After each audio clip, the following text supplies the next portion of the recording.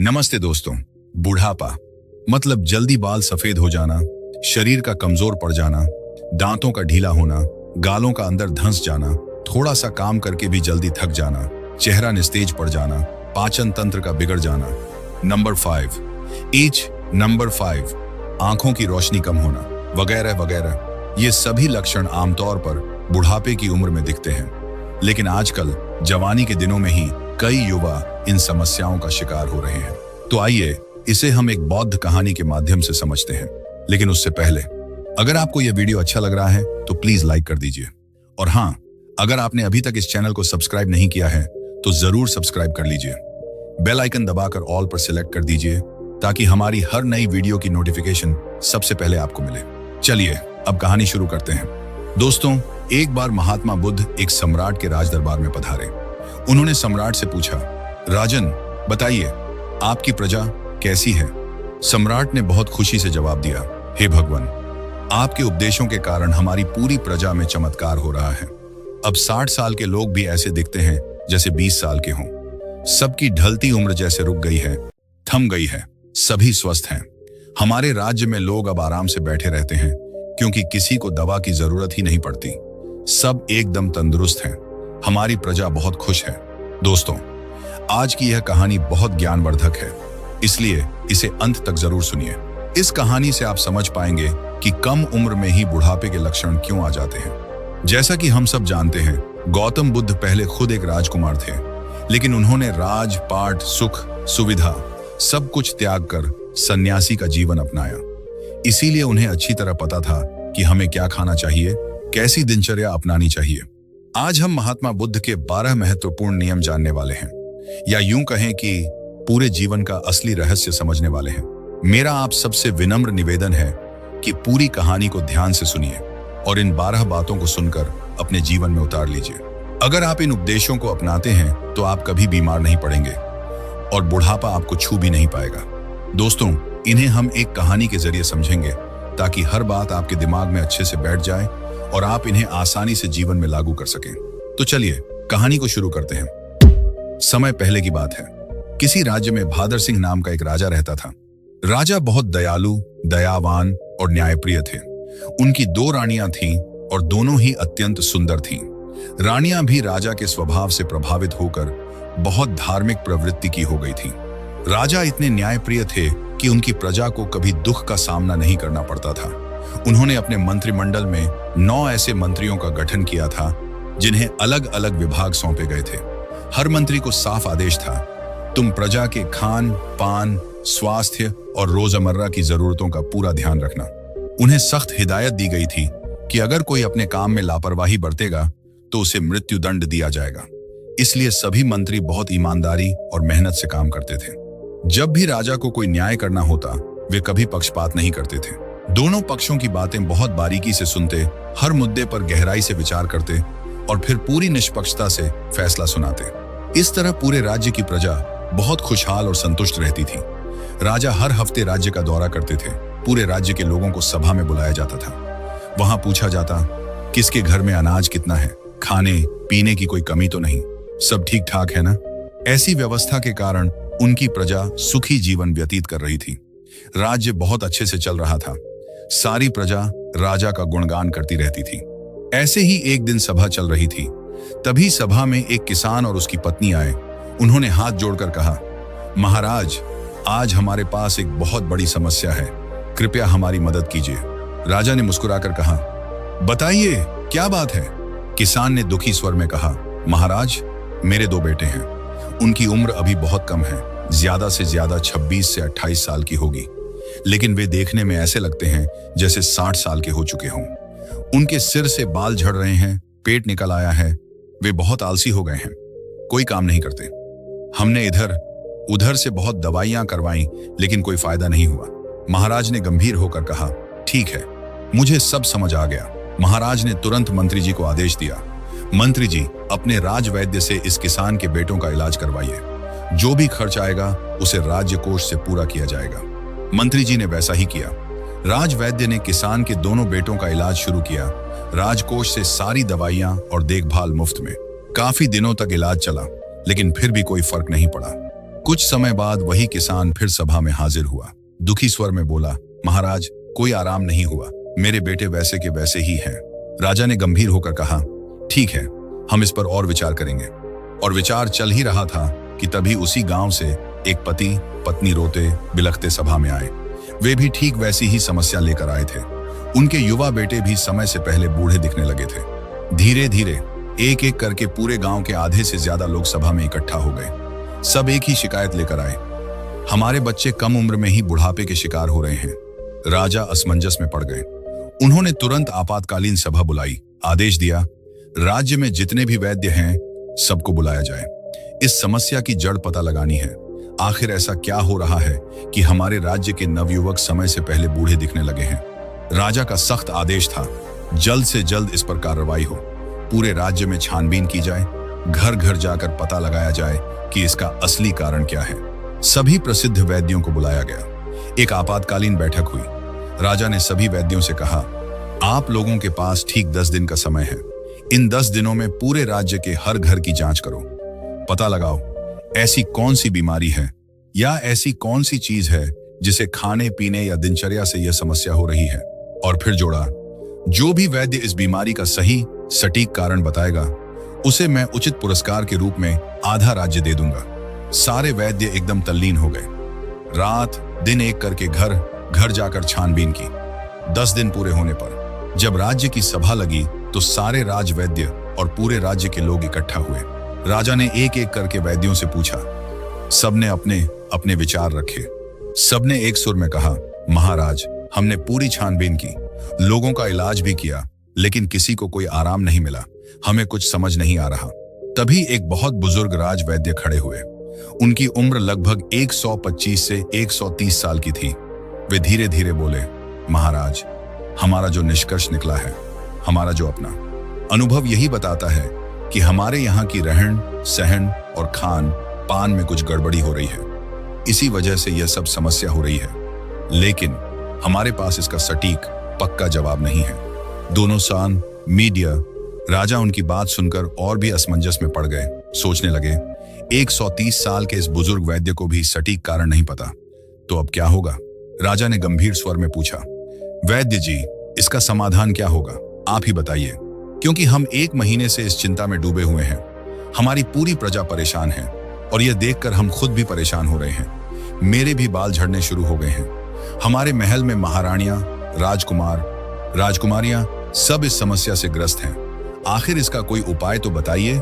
बुजुर्ग वैद्य हाथ जोड़कर खड़े हुए, विनम्र स्वर में बोले, महाराज, हमें क्षमा करिए, लेकिन हमारे पास इसका कोई उपाय नहीं है। फिर उन्होंने आगे कहा, इन सारी समस्याओं का समाधान सिर्फ एक ही व्यक्ति के पास है। अगर उन्हें बुला लिया जाए तो आपके राज्य की सारी बीमारियां हमेशा के लिए खत्म हो जाएंगी। उनके अलावा किसी के पास इसका जवाब नहीं है। राजा उत्सुक होकर बोले, वैद्य जी, जल्दी बताइए, इस शुभ काम में देरी मत कीजिए। मुझे उस महापुरुष, उस ज्ञानी का नाम बताइए। हम उन्हें तुरंत अपने राज्य में आमंत्रित करेंगे। वैद्य ने सिर झुकाकर कहा, क्षमा करें महाराज, हमें उनका ठिकाना नहीं पता कि वे कहाँ रहते हैं, लेकिन किसी न किसी राज्य में उनका उपदेश अवश्य चल रहा होगा। कृपया अपने सैनिकों को चारों ओर भेजिए। पता लगाइए कि महात्मा बुद्ध किस राज्य में हैं, कहाँ उनका उपदेश हो रहा है। केवल उन्हीं के पास इस समस्या का पूरा समाधान है, दूसरा किसी के पास नहीं। राजा जैसे ही यह नाम सुनते हैं, महात्मा बुद्ध, उनकी आंखों में चमक आ गई। उन्होंने तुरंत अपने सबसे योग्य मंत्री को सख्त आदेश दिया, मंत्री जी, जल्द से जल्द महात्मा बुद्ध का पता लगाइए। उन्हें आदर सम्मान के साथ हमारे राज्य में लाइए। यह हमारा सख्त आदेश है। जितने गुप्तचर सैनिक चाहिए सब ले लीजिए। पता लगाइए कि इस समय उनका उपदेश किस राज्य में चल रहा है। उन्हें हमारा संदेश भेजिए, सम्राट ने बुलाया है। अगर वे ना आए तो मुझे बताइए, मैं खुद अपनी समस्याओं को लेकर उनके पास जाऊंगा। सारे मंत्री और सैनिक तुरंत चारों दिशाओं में फैल गए। उन्होंने अथक प्रयास किए। काफी मेहनत और खोजबीन के बाद आखिरकार पता चला कि महात्मा बुद्ध बहुत दूर किसी राज्य में उपदेश दे रहे हैं। मंत्री तुरंत वहां पहुंचे। उन्होंने महात्मा बुद्ध को प्रणाम किया और विनम्र स्वर में कहा, भगवान, हमारे राजा ने आपको बुलाया है। हमारे राज्य पर एक बहुत बड़ी विपत्ति आ गई है। समय से पहले बुढ़ापे की बीमारी फैल रही है। कृपया हमारे साथ चलने की कृपा करें। महात्मा बुद्ध तो इतने दयालु और हंसमुख थे। उनका एक ही उपदेश था, इस धरती पर हर प्राणी स्वस्थ और निरोग रहे, किसी के मन में छल कपट न रहे, कोई दुखी ना हो, सब हंसते खुश रहें। जैसे ही उन्होंने सैनिकों और मंत्री की बात सुनी, मुस्कुराते हुए बोले, क्यों नहीं, हम तुरंत चलते हैं। महात्मा बुद्ध मंत्री के साथ राज्य की ओर चल पड़े। उनके साथ उनके शिष्य भी थे। राजा ने दरबार में उनका भव्य स्वागत किया, हाथ जोड़कर प्रणाम किया और सादर आमंत्रित किया। फिर राजा ने दुखी स्वर में कहा, भगवान, हमारी प्रजा बहुत हंसमुख और सुखी थी, लेकिन अब इन पर बड़ी विपत्ति आ गई है। जब प्रजा पर विपत्ति आती है तो मान लीजिए हमारे ऊपर ही आती है। ये लोग हमारे परिवार के सदस्य हैं, कृपया इन सारी समस्याओं का समाधान कीजिए। महात्मा बुद्ध ने राजा की प्रशंसा पहले ही सुन रखी थी। राजा की सोच, न्यायप्रियता और प्रजा के प्रति प्रेम से वे बहुत प्रभावित थे। मुस्कुराते हुए बोले, क्यों नहीं, यह तो कुछ भी नहीं है, सब ठीक हो जाएगा। फिर उन्होंने जोड़ा, ये सारी समस्याएं लोग खुद ही पाल रखी हैं। यह सुनकर राजा मुस्कुराए और बोले, भगवान, इतनी बड़ी समस्या है और आप कह रहे हैं कोई समस्या नहीं? ठीक है गुरुवर, जैसे भी हो आप हमारी प्रजा को ठीक कर दीजिए। महात्मा बुद्ध के सामने एक शिष्य खड़ा था। बुद्ध ने उसकी ओर इशारा किया। शिष्य ने आगे बढ़कर कहा, राजन, बुद्ध, हमें आपके राज्य में एक ऐसा खुला स्थान दीजिए जहां पूरे राज्य के लोग एकत्रित हो सकें, जहां प्राकृतिक धूप आए, ताजी हवा चले, सुनहरा माहौल हो। फिर शिष्य ने जारी रखा, कल प्रातः 4 बजे वहां लोगों का उपचार शुरू होगा, लेकिन उपचार से पहले आप पूरे राज्य में यह आदेश लागू कर दीजिए, कल सुबह से सब लोग और आप खुद भी उस स्थान पर उपस्थित रहें। महात्मा बुद्ध वहां से उपदेश देंगे। यह उपदेश ठीक 12 दिनों तक चलेगा। एक एक करके नियम बताए जाएंगे। इन 12 दिनों में आपकी पूरी प्रजा स्वस्थ और जवान हो जाएगी। राजा शिष्य की बात सुनकर बहुत खुश हुए। बोले, सिर्फ 12 दिन में? वाह, यह तो कमाल है। राजा ने कहा, ठीक है, जो भी खर्च आएगा वह सब हमारे राजकोष से दिया जाएगा। वह आर शिष्य ने मुस्कुराकर जवाब दिया, महाराज, कोई खर्च नहीं आएगा, आप निश्चिंत रहिए। बस इतना कर दीजिए, अपनी प्रजा से सख्त आदेश जारी करवा दीजिए कि कल सुबह ठीक 4 बजे वहां न पहुंचने पर दंड दिया जाएगा। राजा ने तुरंत आदेश लागू कर दिया। बोले, कल सुबह सबको उस स्थान पर आना है, हम खुद भी आएंगे। राजा ने एक बहुत सुंदर खुला स्थान चुना जहां प्राकृतिक धूप और ताजी हवा हो। घोषणा की गई, कल पूरी प्रजा वहां इकट्ठी होगी, महात्मा बुद्ध के विचार सुनेंगे और जैसा वे कहेंगे वैसा पालन करेंगे। हमारे गुप्तचर हर घर पर नजर रखेंगे, जो उपदेश का पालन नहीं करेगा उसे सभा में दंडित किया जाएगा। सारी प्रजा ने राजा को प्रणाम किया और एक सुर में कहा, नहीं महाराज, हम सब अवश्य उपस्थित होंगे। महात्मा बुद्ध को सबने प्रणाम किया। सभा स्थगित कर दी गई। अगले दिन ब्रह्म मुहूर्त में ठीक 4 बजे पूरी प्रजा वहां पहुंच गई। महात्मा बुद्ध ने अपने शिष्य की ओर इशारा किया। शिष्य खड़े होकर बोले, दोस्तों, आज से पूरे राज्य के लोग सुबह 4 बजे ब्रह्म मुहूर्त में उठेंगे। उठते ही 2 से 3 गिलास गुनगुना पानी पिएंगे। पानी मिट्टी के बर्तन में रखा हो और घूंट घूंट करके धीरे धीरे पिए। जो इसका पालन नहीं करेगा उसे आराम नहीं मिलेगा। यह महात्मा बुद्ध का पहला उपदेश था। सभा समाप्त हुई। अगले दिन सब समय पर पहुंचे। महात्मा बुद्ध ने पूछा, कल का उपदेश किसने पालन किया? यहां तक एक बाद एक तू? सबने हाथ उठाए और खुशी से कहा, हम सब ने किया भगवान, आज बहुत आराम मिला, पेट अच्छे से साफ हुआ, शरीर हल्का हल्का लग रहा है, हम बिल्कुल स्वस्थ महसूस कर रहे हैं। महात्मा बुद्ध मुस्कुराए। शिष्य से कहा, अब दूसरा उपदेश बताओ। शिष्य बोले, अब सबको रोज टहलना है, कम से कम 2 से 3 किलोमीटर। बच्चे और नौजवान दौड़ेंगे, सामान्य लोग तेज चाल से चलेंगे। शिष्य ने जारी रखा, जो लोग 40 से 50 साल की उम्र के हैं वे तेज चाल से चलेंगे, 1 मिनट में लगभग 60 कदम, और अगर दौड़ सकते हैं तो अपनी क्षमता के अनुसार दौड़ेंगे, लेकिन बहुत तेज नहीं, बस 2 से 3 किलोमीटर तक ही। यह दूसरा दिन का उपदेश था। अगले दिन फिर सभा लगी। महात्मा बुद्ध ने पूछा, पिछले 2 दिनों के उपदेशों का पालन किसने किया? सबने हाथ उठाकर सहमति जताई। शिष्य ने मुस्कुराकर पूछा, अब बताइए, आपको कैसा लग रहा है? सबने एक सुर में कहा, गुरुवर, अब कोई बीमारी नहीं लगती, शरीर हल्का है, मन प्रसन्न है। शिष्य ने फिर कहा, अब तीसरा उपदेश, सब लोग योग और प्राणायाम करें, अपने हिसाब से शुरू करें। इसमें अनुलोम विलोम, भ्रामरी, सूर्य प्राणायाम शामिल होंगे। शिष्य ने सबको आसान तरीके से बताया, कैसे सांस लें, कैसे रोकें, कैसे छोड़ें और जोड़ा। रोज कम से कम 30 से 45 मिनट तक इसे करें। उस दिन की सभा भी समाप्त हो गई। अगले दिन फिर सब समय पर पहुंचे। महात्मा बुद्ध ने पूछा, दिनचर्या कैसी रही? कितने लोग पालन कर पाए? सबने उत्साह से कहा, अब तो ऐसा लगता है जैसे कोई बीमारी ही नहीं थी। कोई अलार्म लगाने की जरूरत नहीं पड़ती। 4 बजे अपने आप आंखें खुल जाती हैं। शरीर तरोताजा रहता है। यह सुनकर महाराज बहुत खुश हुए। बोले, इतना बड़ा चमत्कार, बिना किसी दवा या पैसे के हमारी प्रजा ठीक हो रही है। बोले, राजा तुरंत महात्मा बुद्ध को प्रणाम करके बोले, भगवान, आप हमारे राज्य में ही रहिए, यहां से मत जाइए। महात्मा बुद्ध मुस्कुराए, क्योंकि उनका स्वभाव ही था हंसते रहना, चिंता न करना। बोले, अब आप सब प्राणायाम और योग जान गए हो। अगला नियम यह है, सब लोग रोज सुबह 300 ग्राम सत्तू या सेब खाएं। इससे ज्यादा भी खा सकते हैं, लेकिन कम नहीं। उसके बाद अपना काम करेंगे। उस दिन का ज्ञान भी समाप्त हुआ। सभा खत्म हुई। अगले दिन सब आए। शिष्य ने पूछा, किसको कितना आराम मिला? सबने खुशी से कहा, हम तो पूर्ण रूप से ठीक हो गए हैं। शिष्य बोले, नहीं, अभी तो आधे नियम बाकी हैं। जब आप पूरे 12 नियमों का पालन कर लोगे, तब कोई बीमारी नहीं आएगी। बुढ़ापा छूमंत्र हो जाएगा, पास भी नहीं आएगा। मर्दाना ताकत बरकरार रहेगी। महात्मा बुद्ध की तरह चेहरे पर चमक बनी रहेगी। शिष्य ने आगे कहा, अगला उपदेश सुनिए। कल से सुबह 7 से 8 बजे के बीच सबको सत्तू या सेब खा लेना है।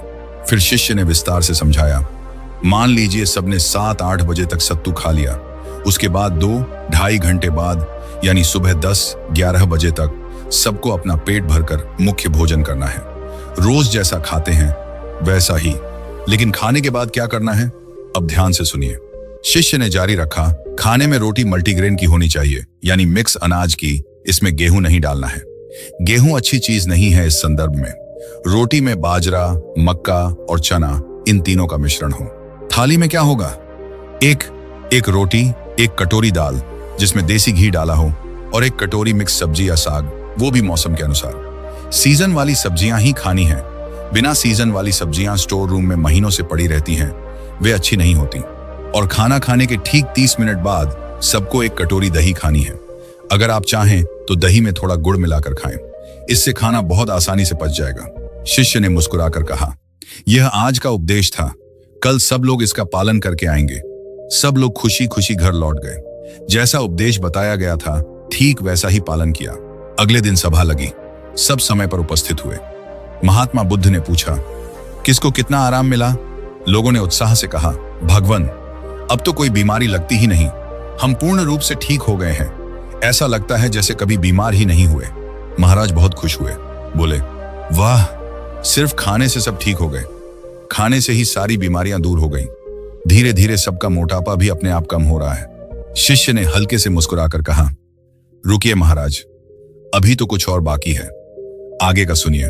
फिर शिष्य ने बताया, आप लोग यह भी ध्यान रखें, खाना और पानी एक साथ न लें। खाना निगलते वक्त अगर बहुत जरूरत हो तो थोड़ा सा घूंट पानी बीच में ले सकते हैं, लेकिन पूरा गिलास पानी नहीं पीना। खाना खाने के 1 घंटे बाद ही जितना चाहें उतना पानी पी सकते हैं। अब जैसे सबने 10-11 बजे तक खाना खा लिया, फिर शाम को भूख लगेगी तो 4-5 बजे सबको 1 प्लेट सलाद लेनी है। सलाद अपनी बॉडी वेट के हिसाब से लें। जैसे 50 किलो वजन है तो शिष्य ने आगे समझाया, सलाद की मात्रा अपने वजन के हिसाब से लें। जैसे 50-60 किलो वजन वाले 300 ग्राम सलाद, 70 किलो वाले 350 ग्राम, 80 किलो या उससे ज्यादा 400 ग्राम सलाद अवश्य लें। सलाद में क्या डालना है? गाजर, चुकंदर, मूली, टमाटर, 1 टुकड़ा अदरक और 3-4 लहसुन की कलियां। स्वाद के लिए काला नमक या भुना जीरा डाल सकते हैं। सलाद लेने से पहले कुछ भी नहीं खाना पीना है। जैसा पहले बताया गया है उसे फॉलो कीजिए। कल फिर आइए। उस दिन की सभा समाप्त हुई। सब लोग खुशी खुशी घर लौट गए और बताए गए नियमों का पालन किया। अगले दिन सभा लगी। महात्मा बुद्ध ने पूछा, आप लोगों को कैसा लग रहा है? शरीर कैसा अनुभव कर रहा है? एक बढ़िया वार्ता। सबके चेहरों पर मुस्कान थी। चेहरा तेज से चमक रहा था। ऐसा लग रहा था जैसे उनकी ढलती उम्र थम सी गई हो। राजा बहुत प्रसन्न हुए। वे महात्मा बुद्ध के चरणों में प्रणाम करके बोले, धन्य हैं आप भगवान, आपने तो सबको सिर्फ खाने से ही ठीक कर दिया। महात्मा बुद्ध मुस्कुराए और बोले, महाराज रुकिए, अभी तो सारे उपदेश बाकी हैं। जब पूरा उपदेश सुन लेंगे तब हमारी तरह कोई बीमारी नहीं आएगी, बुढ़ापा कभी पास भी नहीं आएगा। राजा उत्सुक होकर बोले, जल्दी बताइए गुरुवर, जल्दी बताइए, हमें सब सुनना है। मैं खुद महसूस कर रहा हूं जैसे मुझे कोई बीमारी ही नहीं रही। मैं अब 16 साल का महसूस कर रहा हूं। फिर शिष्य ने अगला उपदेश दिया, अब रात के खाने के बारे में सुनिए। सूर्य डूबने से पहले सबको खाना खा लेना है, क्योंकि जब सूर्य की रोशनी पेट पर पड़ती है तो पाचन बहुत तेज होता है। जैसे जैसे रोशनी कम होती है पाचन धीमा पड़ जाता है। इसलिए ऋषि मुनि सूर्यास्त से 1 घंटे पहले खाना खा लेते थे।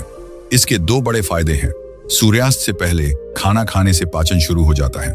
सोते वक्त तक 3-4 घंटे में सारा खाना पच जाता है, अच्छी नींद आती है। अगर देर रात खाते हैं तो पेट में खाना पड़ा रहता है, नींद खराब होती है, जीवन बिगड़ता है।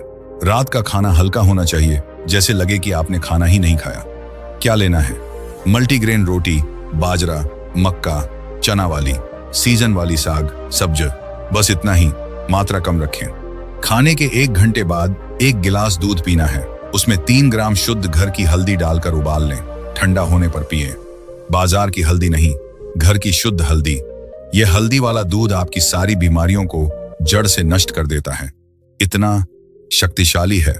शिष्य ने आगे कहा, दूध पीने के तुरंत बाद सोने नहीं जाना है। दूध पीने के 1-2 घंटे बाद ही सोएं और रात 10 बजे तक सो जाना चाहिए। जब आप 10 बजे सो जाएंगे तो बहुत गहरी नींद आएगी, सारा खाना अच्छे से पच जाएगा। अच्छी नींद से सुबह 4 बजे अपने आप आंखें खुल जाएंगी, कोई तनाव नहीं रहेगा, कोई बीमारी नहीं छुएगी। फिर महात्मा बुद्ध ने खुद आगे कहा, अंत में ध्यान से सुनिए, सबको वर्तमान में जीना है, बच्चों की तरह जिंदगी जीनी है। छोटे बच्चे को कोई टेंशन नहीं होता, उनकी मम्मी का पड़ोसी से झगड़ा हो रहा हो, उन्हें कोई मतलब नहीं। घर में खाना है या नहीं, उन्हें फर्क नहीं पड़ता। जो मिल जाता है खाकर खुशी खुशी खेलते रहते हैं। बस पेट भरा रहे, बस इतना काफी। इसलिए आप सब वर्तमान में जिए, भूत की चिंता मत कीजिए, भविष्य की फिक्र मत कीजिए। आज जो आपके पास है उसी में खुश रहिए। जब आप वर्तमान में जीते हैं तो कोई तनाव नहीं, कोई चिंता नहीं, और तब कोई बीमारी भी नहीं आती। एक और बात, कभी बाहर की चीजें मत खाइए। जो खाना है घर पर शुद्ध बनाकर खाइए। बाहर की चीजों में मिलावट बहुत ज्यादा हो रही है। इन सभी 12 उपदेशों का जो पालन करेगा वह कभी बूढ़ा नहीं होगा, उसे कभी बीमारी नहीं होगी। सब लोग इन नियमों का पालन करेंगे। फिर 1 महीने बाद यही सभा लगेगी, सब लोग उपस्थित होंगे। और समय बीत गया। 1 महीने बाद महात्मा बुद्ध फिर महाराज के पास पहुंचे। राजा दौड़कर उनका स्वागत करने आए, सम्मान से राज दरबार में ले गए। बोले, आइए गुरुदेव, यह आपका ही राज्य है। महात्मा बुद्ध मुस्कुराए और पूछा, बताइए राजन, आप कैसे हैं, आपकी प्रजा कैसी है? राजा ने बहुत खुशी से जवाब दिया, भगवान, आपके उपदेशों से चमत्कार हो गया है। जो लोग 60 साल के थे अब वे 20-21 साल के जैसे दिखते हैं। सबकी ढलती उम्र थम सी गई है। हमारे राज्य में लोग अब आराम से बैठे रहते हैं, क्योंकि किसी को दवा की जरूरत ही नहीं पड़ती। सब एकदम स्वस्थ हैं। हमारी प्रजा बहुत खुश है। दोस्तों, स्वास्थ्य के लिए महात्मा बुद्ध के ये 12 उपदेश आपको कैसे लगे, कमेंट में जरूर बताइए।